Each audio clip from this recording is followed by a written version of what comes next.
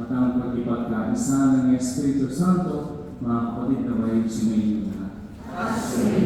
Sa Ebanghelyo po ngayon, mga kapatid, pinaalahanan tayo ni Jesus na maging karapat-dapat sa ating banal na pagdiriwang, ang pagdiriwang ng pag-ibig ng Diyos sa ating lahat, ang pagdiriwang ng Eucharistia.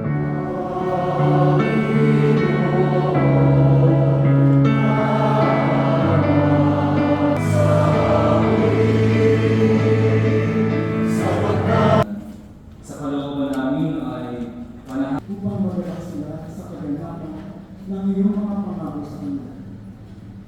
Salamat upang kami mahalungan mo na